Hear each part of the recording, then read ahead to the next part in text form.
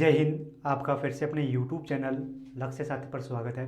आज हम इसके अंदर देखने का प्रयास करेंगे कि जो मौर्य जो साम्राज्य था या कहें कि मौर्य वंश था, यहाँ पर जो समाज कैसा था, समाज किस प्रकार का था। समाज के अंदर हम देखें कि सामाजिक मौर्यकालीन जो समाज था, इस समाज को हम मुख्य रूप से 4-5 टॉपिकों के रूप में देखते हैं। जैसे कि समाज के अंदर जो वर्गीकरण है, जो लोगों के अंदर वर्गीकरण है, तो वो किस प्रकार का था। साथ ही समाज के अंदर धर्म किस प्रकार का था, समाज के अंदर स्त्रियों की दशा किस प्रकार की थी। साथ ही इसी के साथ देखिए कि समाज के अंदर जो धर्म है, धर्म किस प्रकार का था।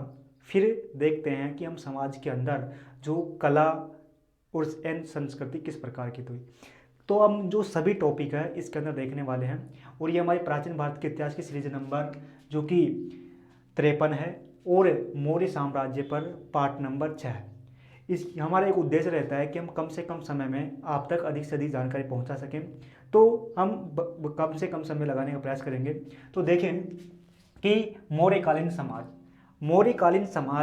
तो इस मौर्यकालीन जो समाज है, इस समाज के बारे में हमको जो जानकारी प्राप्त होती है, तो उन जानकारी प्राप्त के हमारे पास जो मुख्य साधन है या कहें कि मुख्य स्रोत है, मौर्यकालीन जो समाज की जानकारी देने वाले हमारे जो मुख्य स्रोत हैं वो है, एक तो कि जो मेगस्थनीज है या कहें कि जो सिकंदर है, सिकंदर का सेनापति सेल्यूकस निकेटर ने अपना एक राजदूत मगध में भेजा था जिसका नाम था मेगस्थनीज। मेगस्थनीज ने अपनी एक पुस्तक लिखी थी जिसका नाम है इंडिका।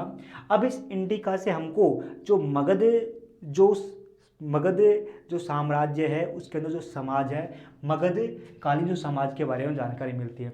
और जो दूसरा जो स्रोत है वो है जो चाणक्य था, चाणक्य या कहें कि विष्णुगुप्त चाणक्य या कहें कि कौटिल्य, है ना, जो कि प्रधानमंत्री रहा चंद्रगुप्त मौर्य का, साथ ही बिंदुसार का भी प्रधानमंत्री के रूप में रहा। तो जो चाणक्य ने अपनी एक पुस्तक लिखी जिसका नाम है अर्थशास्त्र, इस अर्थशास्त्र से भी हमको जो मौर्यकालीन समाज है इसके बारे में जानकारी मिलती है।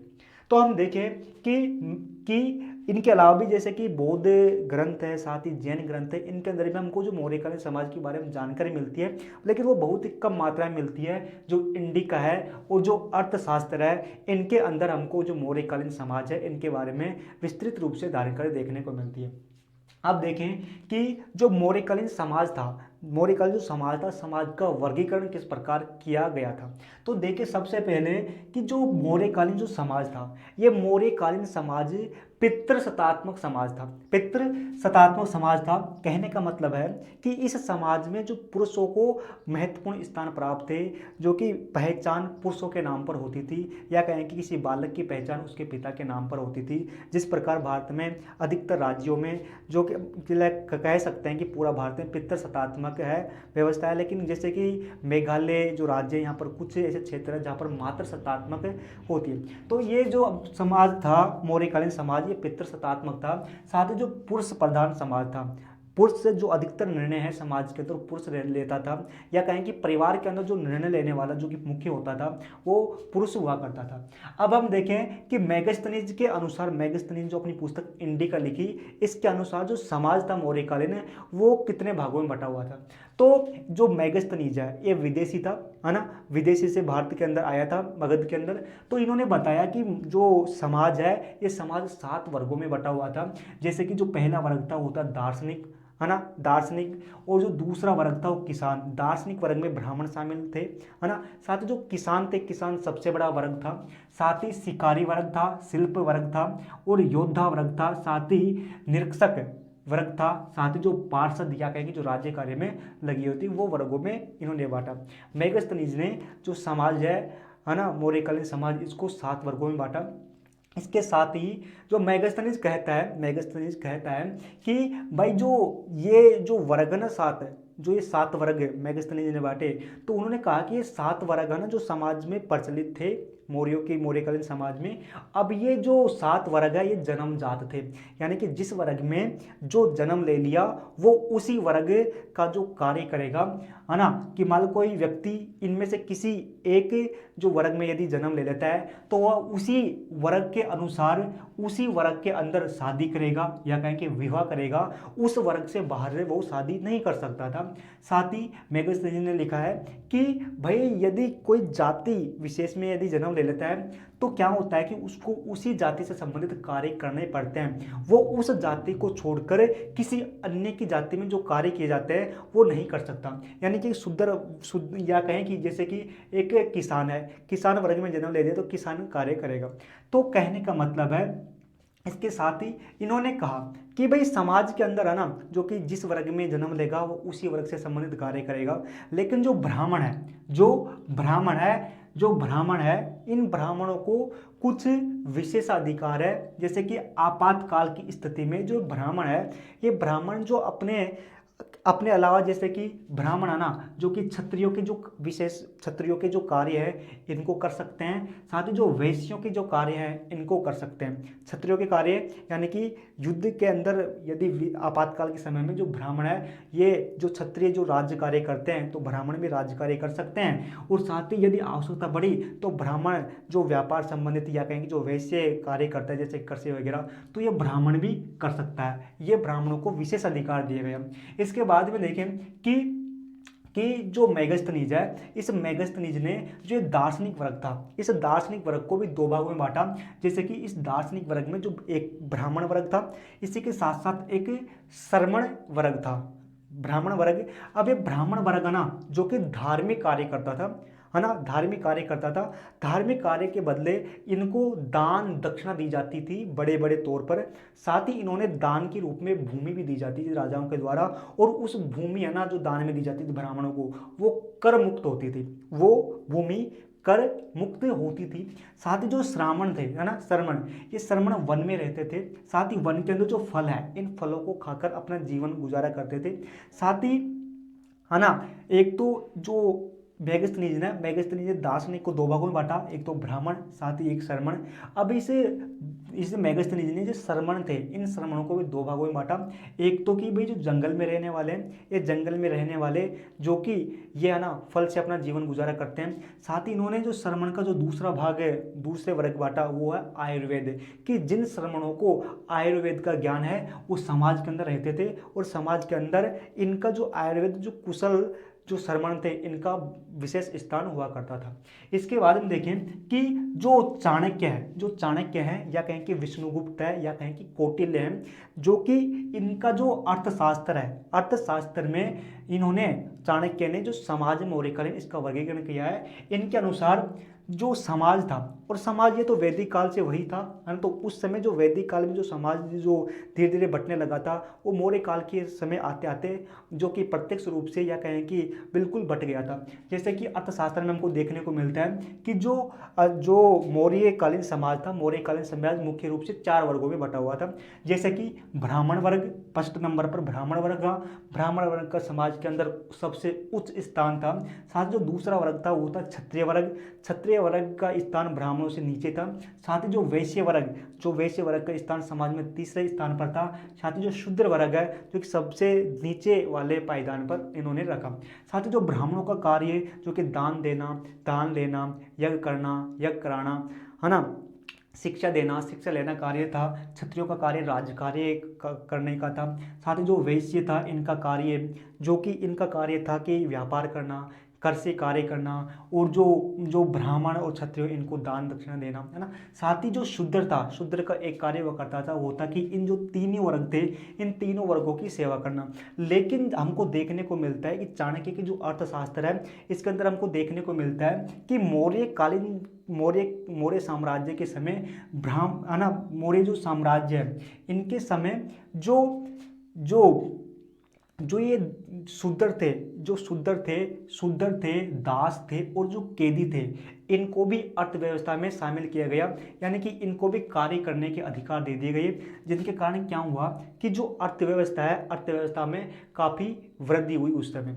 यानी कि भाई पहले है ना जो शूद्र है, शूद्र सेवा कार्य करता था, लेकिन जो कि मौर्य चाणक्य के समय इन्होंने है ना ऐसी व्यवस्था की कि अब जो शूद्र है, शूद्र भी जो कि कार्य करने लग गया था। साथ ही जो दास है, कैदी है, ये भी अर्थव्यवस्था से संबंधित कार्य करने लग गए थे। साथ ही जो जो ये है अर्थशास्त्र में ब्राह्मणों के बारे में कहा गया है कि भाई जो ब्राह्मण है, इन ब्राह्मणों का समाज के अंदर उच्च स्थान था, है ना, उच्च स्थान था। साथ ही जो इन ब्राह्मण थे, इन ब्राह्मणों को कुछ विशेषाधिकार भी थे, जैसे कि आर्थिक विशेषाधिकार, साथ ही जो कानून के समक्ष विशेषाधिकार। यानी कि एक जो कि शूद्र है इनके प्रति अलग कानून, जबकि जो ब्राह्मण है इन ब्राह्मणों के प्रति जो कि कठोर कानून नहीं हो सकते थे। यानी कि कहा गया है कि जो ब्राह्मणों को मृत्युदंड नहीं दिया जा सकता था। तो इससे कहीं ना कहीं देखने को मिलता है कि समाज में, मौर्यकालीन समाज में जो ब्राह्मणों को आर्थिक और कानूनी विशेषाधिकार प्राप्त थे। साथ ही जो ब्राह्मण है ये कि जो कि पूजा अर्चना या कहें कि धार्मिक कार्य करते थे, जिनके कारण क्या हुआ कि जो राजा वर्ग था ये इनको जो कि दान, बड़े बड़े दान दिया करता था, बड़ी मात्रा में दान दिया करता था। साथ ही जो दान के साथ साथ कभी कभी दान के रूप में भूमि भी राजा दे दिया करते थे। और ये जो ब्राह्मणों को जो भूमि मिलती थी ये भूमि कर मुक्त होती थी, यानी कि इस भूमि से राजा कर नहीं लेता था। और यह भूमि जो ब्राह्मणों को दान में दी गई इसको ब्राह्मदे कहा गया। ब्राह्मदे मतलब कि वह भूमि जो राजा के द्वारा जो ब्राह्मण है इन ब्राह्मणों को दान में दी गई और इस भूमि से कर नहीं लिया जाता था, है ना। तो हमें को देखने को मिलती है। अब इसके बाद में देखें कि जो समाज है, मौर्यकालीन समाज है, इस मौर्यकालीन समाज में महिलाओं की स्थिति क्या थी या कहें कि स्त्रियों की स्थिति क्या थी। तो इस स्त्रियों की स्थिति है ना मौर्य काल के अंदर जो कि पहले की अपेक्षा, यानी कि जैसे लगभग जो कि वैदिक काल समाप्त होता है, वैदिक काल समाप्त होने के बाद में इतिहास आरंभ होता है, या कहें कि जो कि साम्राज्यवाद आरंभ होता है ना। जैसे कि जो मौर्य वंश से पहले और जो वैदिक काल के बाद के जो बीच का लगभग 200 साल का जो टाइम पीरियड था, इस 200 साल के टाइम पीरियड की अपेक्षा मौर्य काल के अंदर स्त्रियों की दशा अच्छी हुई। लेकिन हम ये नहीं कह सकते हैं कि मौर्य काल के अंदर भी महिलाओं की स्थिति बहुत अच्छी हो गई थी, बहुत अच्छी नहीं हुई थी, लेकिन पहले की अपेक्षा मौर्य काल में स्त्रियों की दशा अच्छी हो गई थी। साथ ही बात करें कि शिक्षा का अधिकार, तो जो समाज के अंदर जो उच्च कुल थे या कहें कि जो उच्च कुल थे यानी कि ब्राह्मण वगैरह, जो उच्च कुल थे, इन उच्च कुलों की स्त्रियां ही शिक्षा का अधिकार था, सभी को शिक्षा का अधिकार नहीं था। इसके बाद में कि जो स्त्रियां थी, स्त्रियां जो कि विवाह विच्छेद करने की अनुमति थी, यानी कि संबंध, यानी कि विवाह हो गया, विवाह होने के बाद में उनको तलाक देने या कहें कि बिछड़ने का अधिकार था। साथ ही जो विधवा विवाह है, विधवा विवाह की भी अनुमति दे दी गई थी। इसी के साथ साथ जो आर्थिक अधिकार की बात करें तो जो मौर्यकालीन समाज में महिलाएं जो राजनीतिक कार्य, जैसे कि जो राज्य के कार्य होते थे वो करते थे, जैसे कि गुप्तचर के अंदर भाग लेती थी। साथ ही जो राजकीय कार्य वो करते थे जैसे कि दासी वगैरह के। तो कहने का मतलब है मौर्य काल के समय महिलाएं भी जो कि राजकीय कार्य करने लग गई थी। जैसे कि जो चाणक्य है, चाणक्य के पास जो कि महिलाओं की बहुत बड़ी गुप्तचर व्यवस्था थी। साथ ही जो कहें कि जो चंद्रगुप्त मौर्य था, चंद्रगुप्त की जो अंगरक्षक थी वो भी महिलाएं थी। तो इनसे देखने को मिलता है कि कहीं ना कहीं जो कि मौर्य साम्राज्य के समय या कहें कि मौर्यकालीन जो समाज था इसके अंदर महिलाएं जो कि सरकारी जो कि राजकीय नौकरियां भी करने लग गई थी। लेकिन और बात करें कि सती प्रथा, तो सती प्रथा के मामले में कहें कि जो अर्थशास्त्र है, साथ ही जो बौद्ध और जैन ग्रंथ है, अर्थशास्त्र, बौद्ध और जैन ग्रंथों के अंदर हमको मौर्यकालीन समाज में अर्थ जो सती प्रथा है इसका कोई भी उल्लेख नहीं मिलता है। लेकिन जो यूनानी इतिहासकार है, उन यूनानी इतिहासकारों ने अपने जो कि लेखों में लिखा है कि उस समय मौर्य काल के समय जो उत्तर पश्चिमी भारत है, इस उत्तर पश्चिमी भारत में जो कि जो सैनिक थे, जब सैनिक मर जाते थे तो उनकी जो पत्नियां थी वो सती करती थी, है ना। लेकिन जो पूर्ण रूप से जो कि समाज में सती प्रथा प्रचलित नहीं थी। इसके बाद में देखें कि जो कि स्त्रियां की जो कि समाज के अंदर स्त्रियों को जो अपने पुरुष पति थे, इन पतियों की इच्छा के अनुसार ही कार्य करने पड़ते थे, क्योंकि पुरुष प्रधान समाज था।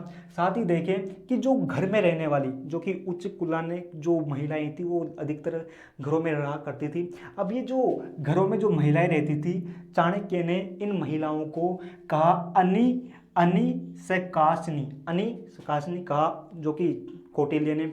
इसके साथ देखें कि जो कि मौर्यकालीन समाज था, इस मौर्यकालीन समाज में जो कि वेश्यावृत्ति का कार्य जो कि वैधानिक रूप से किया जाता था, या कहें कि स्वतंत्र रूप से वेश्यावृत्ति का कार्य किया जाता था। साथ ही जो राज्य यानी कि मौर्य साम्राज्य था, उनके राजा इस वेश्यावृत्ति के कार्य से भी कर लिया करते थे, यानी कि ये भी जो वेश्यावृत्ति कार्य है ये भी राज्य के लिए आय का एक स्रोत था। इसके साथ देखें कि समाज के अंदर दास प्रथा, कि समाज के मौर्यकालीन जो समाज था इसके अंदर दास प्रथा के बारे में देखें कि जो कौटिल्य के जो अर्थशास्त्र है, इस कौटिल्य के अर्थशास्त्र में कौटिल्य ने कहा है या कहीं के लिखा है कि जो मौर्यकालीन समाज था, इस मौर्यकालीन समाज में 9 प्रकार के दास हुआ करते थे।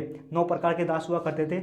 और जो मौर्यकालीन जो समाज के अंदर दास हुआ करते थे, तो साम्राज्य या कहें कि मौर्य जो सरकार थी, ये जो दास हुआ करते थे ये वैधानिक कानूनी वैध था, यानी कि दास रखना जो कोई वैध था, कानून भी इनको मान्यता देता था। साथ ही बात करें कि जो कौटिल्य है, कौटिल्य के अर्थशास्त्र में कहा गया कि इन्होंने जो अपहरण करके अपहरण करके उनको यदि कोई दास बनाता है तो उस पर प्रतिबंध लगाया गया। लेकिन जो समाज के अंदर जो कि दास बनाए रखना जो कि ठीक समझा जाता था, या कहें कि कानूनी रूप से वैध था, कानून इसका विरोध नहीं करता था। इसके साथ देखें कि मेगस्थनीज ने कहा, जो कि मेगस्थनीज था विदेशी था, इस मेगस्थनीज ने कहा कि उस समय मौर्यकालीन समाज के अंदर दास व्यवस्था नहीं थी। लेकिन ये असत्य माना जाता है, क्योंकि जिसने इस पर इसलिए कहा क्योंकि जो यूनान था, यूनान के अंदर जो दासों की स्थिति भारत के दासों की तुलना में बहुत ही अधिक खराब थी। इसलिए जो ये इतिहासकार मेगस्थनीज इसको लगा कि भारत के अंदर जो कि दास प्रथा है ही नहीं, लेकिन भारत के अंदर भी दास प्रथा थी, है ना। इसके साथ साथ जो बौद्ध ग्रंथ है, बौद्ध ग्रंथ के अंदर जो त्रिपिटक है, त्रिपिटक के अंदर जो कि मध्य जो कि मौर्यकालीन समाज के अंदर 4 प्रकार के दासों की व्याख्या की गई है। अब जैसे कि कलिंग युद्ध होता है, सम्राट अशोक के जो सम्राट अशोक है और कलिंग के मध्य युद्ध होता है। जैसे युद्ध होता है तो विजय अशोक की होती है। अब अशोक जीतने के बाद वहाँ से लाखों या कहें कि हजारों की संख्या में बंदी बनाकर मगध में लाता है। लाने के बाद में जो बंदी थे इनसे राजकीय कृषि का कार्य करवाता है। साथ ही जो कारखाने हैं, साथ ही खानों में उन बंदियों को लगाता है, और जो कलिंग से बंदी पकड़ के लाए थे उन बंदियों से जो कि दासियों का कार्य भी कराते हैं। तो इससे यह हम लगा सकते हैं कि उस समय जो मगध जो मौर्यकालीन जो समाज था, इनके अंदर दास खूब प्रचलित थे, इनकी पर कोई पाबंदी नहीं थी। इसके साथ देखें कि धर्म जो मौर्यकालीन समाज था, मौर्यकालीन समाज में धर्म, तो मौर्यकालीन समाज के अंदर इस समय जो कि जैन जो कि धर्म मौर्यकालीन समाज से पहले आ गया था, मौर्यकाल से पहले आ गया था, लेकिन इस समय जो कि जैन धर्म का भी विकास धीरे धीरे होता है। साथ ही जो बौद्ध जो धर्म है, बौद्ध धर्म का भी विकास होने लगता है। जैसे कि सम्राट अशोक ने तो बौद्ध धर्म अपनाकर इसका प्रचार प्रसार किया। साथ ही जो समाज के अंदर से सबसे प्रमुख जो धर्म था वो था वैदिक धर्म। समाज के अंदर जो सबसे प्रमुख धर्म था वो था वैदिक धर्म, और वैदिक धर्मों के अंदर सबसे प्रधान व्यक्ति हुआ करते थे होते ब्राह्मण। अब ये ब्राह्मण जो कि धार्मिक कार्य किया करते थे, धार्मिक कार्य करने के बाद में जो कि धार्मिक कार्य करने के बाद इनको बड़ी मात्रा में धन दिया जाता था, और कभी कभी धन के रूप में भूमि भी दान दे दी जाती थी राजा के द्वारा। और ये जो भूमि दान दी जाती थी कर मुक्त होती थी, राजा उस पर से कर भी नहीं लेता था। इसके साथ लेकिन जो समय के साथ साथ मौर्य काल के समय आते आते जो कि जो वैदिक के अंदर वैदिक जो धर्म था, यहाँ पर जो यज्ञ करना यज्ञ किया जाता था, लेकिन इस समय आते आते इस जो यज्ञ किया जाता था, इस यज्ञों की निंदा की जाने लगी, क्योंकि भाई जो कि यज्ञों के अंदर गाय बैल या कहें कि पशुओं की बलि दी जाती थी, लेकिन उस समय आते आते समाज के अंदर कृषि कार्य किया जाने लग गया था, जिसके कारण पशुओं की समाज के अंदर बहुत आवश्यकता हो गई थी। लेकिन यज्ञों के अंदर जो कि यज्ञों के अंदर पशुओं की बलि दी जाती थी, जिसके कारण समाज के अंदर यज्ञों की निंदा की जाने लगी, है ना। इसके साथ देखें कि जो कि इस समय मगध मौर्यकालीन समाज के अंदर जो कि बहुत से देवताओं की पूजा भी की जाती थी, और इन देवताओं के मंदिर भी थे। साथ ही जो स्थानीय देवता थे या कहें कि कुल देवता थे, कुल देवता के मंदिर भी थे, उनके भी पूजा की जाती थी। साथ ही कहें कि जो सम्राट अशोक है, सम्राट अशोक के जब 12वां जो कि राज्याभिषेक होता है, तो इस अवसर पर सम्राट अशोक जो बराबर की जो पहाड़ियाँ हैं, इन जो कि गया में है, बराबर की जो पहाड़ियाँ हैं, इन पहाड़ियों में गुफाओं का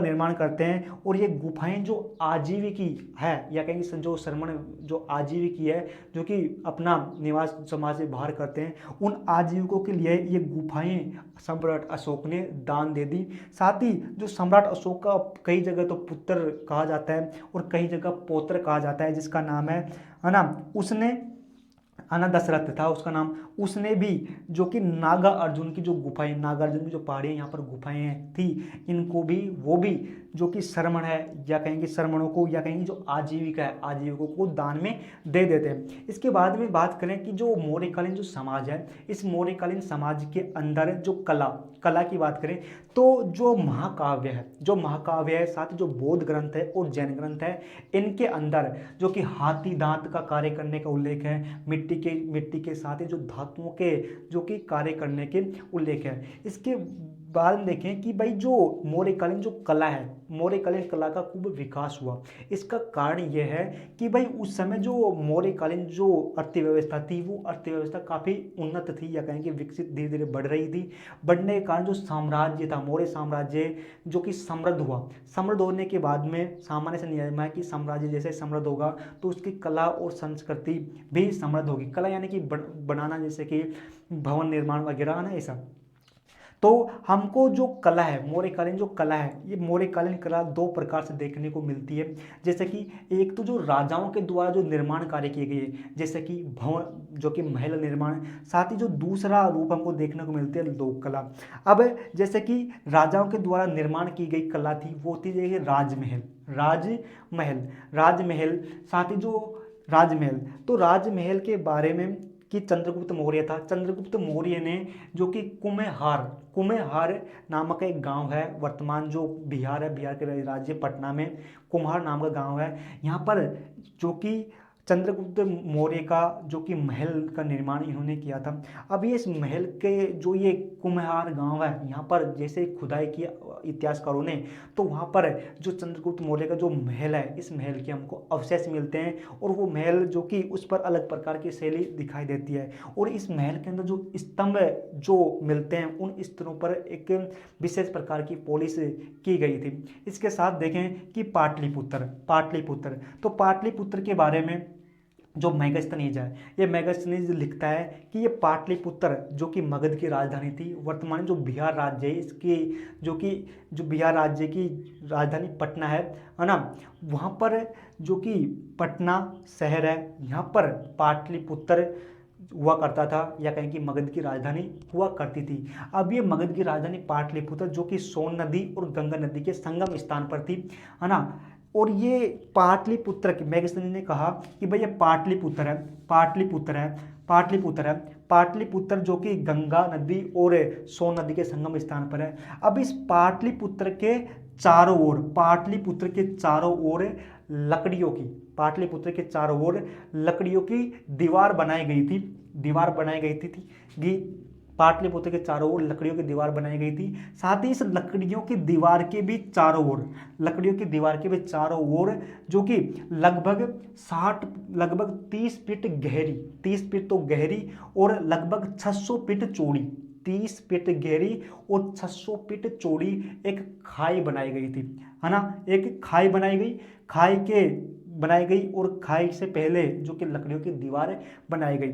जैसे ही है ना बनाई गई, साथ ही जो ये खाई थी या कहें कि ये लकड़ियों की दीवार थी पटना शहर के या कहीं पाटलिपुत्र के चारों ओर, इसके लगभग 64 दरवाजे थे। 64 दरवाजे थे। साथ ही इस दीवार पर बुर्ज भी बनाए गए जो लगभग 570 बुर्ज थे। अब जैसे ही हमारे इतिहासकारों ने जो यहाँ पर खुदाई कार्य किया, तो खुदाई कार्य में हमको जो मौर्यकालीन जो ये मैगजीन जो विवरण दिया था कि पाटलिपुत्र के चारों ओर लकड़ियों की दीवार है, तो इसके हमको अवशेष मिलते हैं। अवशेष हमको दिखाई देते हैं। इसके साथ ही देखें कि अशोक का स्तंभ, कि राजा के द्वारा जो निर्माण जो कला थी, इसके अंदर स्तंभ लेखा जो अशोक है, अशोक ने जो कि अपना धम है या कहेंगे जो अपना धर्म है, अपना जो धम है, धम के प्रचार करने के लिए स्तंभों का निर्माण किया। अब ये स्तंभ होते थे जो कि बड़े बड़े पत्थर होते थे। एक ही पत्थर के को स्तंभ का आकार दिया जाता था, उस पर चित्र किए जाते थे, उस पर लिखावट कार्य किया जाता था, उस पर विशेष प्रकार की पॉलिश भी की जाती थी।